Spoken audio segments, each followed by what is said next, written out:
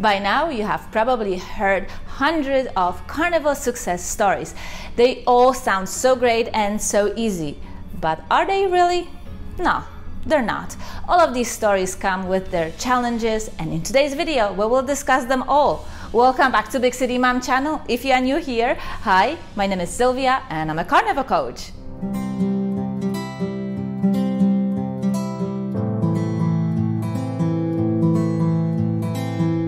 Since I became a coach at MeetRx, I got the unique opportunity to connect with people from all over the world.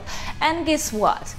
Just about every single one of us is facing the same challenges and the same symptoms when going carnivore. So let's have a look at that. Withdrawals from carbohydrates are experienced universally, even if you were on the ketogenic diet prior to going carnivore. They sneak up on us in many different ways, but most commonly hide behind the self-talk. I had a rough day at work. I start again tomorrow, I promise. Tomorrow is the day. I'll start next week. I have to go to a couple of functions this week and I have some birthday party coming up. Next week it is. My boss got on my nerves. It was so bad, I just can't take it anymore. I'll refocus tomorrow. I promise. My kids drove me nuts today. I have to start all over again tomorrow. My friend's in town, I haven't seen her forever. We're gonna go out and yeah, I'll probably have a drink.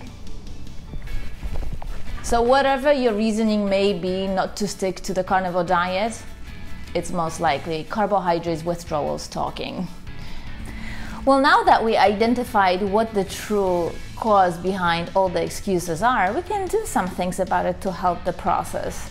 First one is eat to satiety your favorite meats. Hopefully it's one of the red meats with some extra fat. Fat is known to help with the feeling of satiety. The best way to break a habit is to alter the routine that reinforces that habit. So if you are used to snacking the wrong foods or drinking cocktails in the restaurants or bars, and there is some peer pressure when you're hanging out with your friends, for the period of transition, stop going out.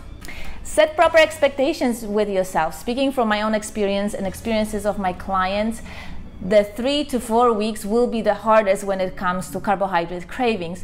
But the good news is they all drop, and they all drop at once. And the best sign for knowing when it's coming to an end is when they get the strongest. The next days, more than likely, they'll be all gone.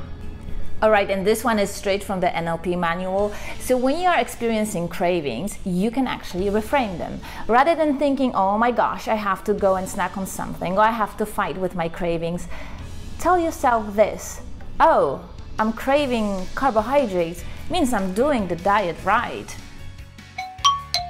Next one up is constipation. A lot of clients will complain that they're constipated, but they really have just fewer bowel movements, and when they go to the bathroom, they don't have any challenges passing off the stool.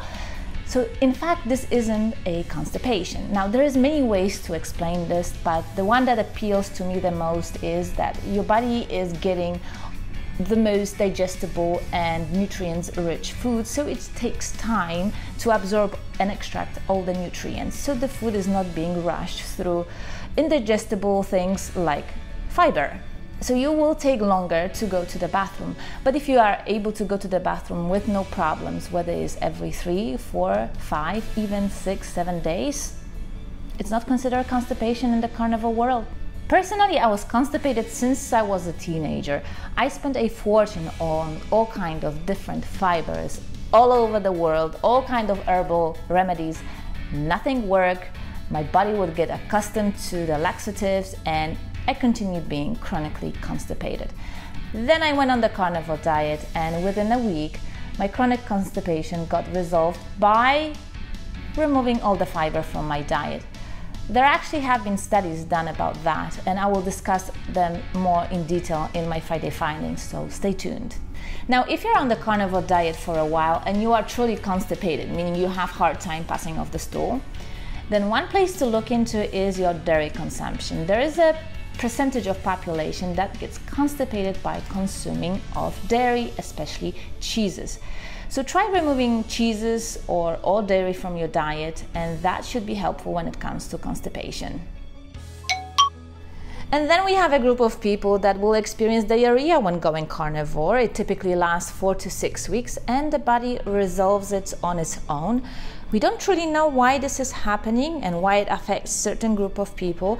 The most commonly explanation accepted in the carnivore community is that the microbiome is changing from being adapted to eating plant matter to eating meat only and animal fats. And this is the cause of the diarrhea, as we are purging all of the unwanted microbes.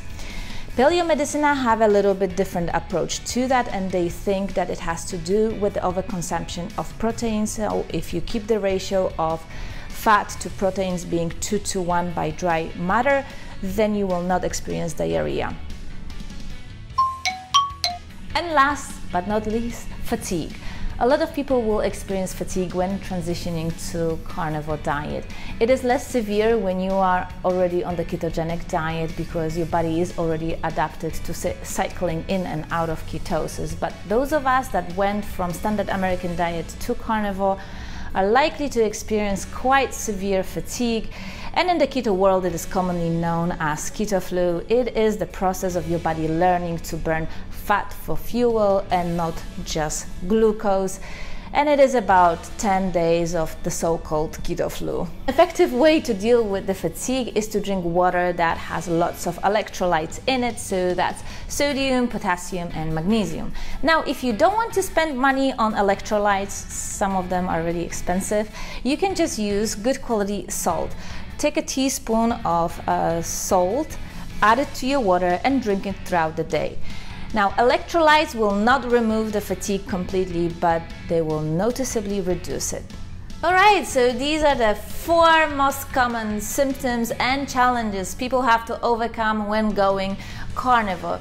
It is not a walk in the park, but it is definitely worth it. So if you think something is wrong with you because you are experiencing this or that kind of symptoms, no, it's not. You're more of a rule than an exception. Nothing to worry about. Keep going and you will succeed. Alright, this will do it for this week's video. If you haven't yet, subscribe, hit that notification bell. Share with anybody that is thinking about going carnivore. Check me out at MeatRx, a link in the description box, and I will see you in Friday Findings. Bye!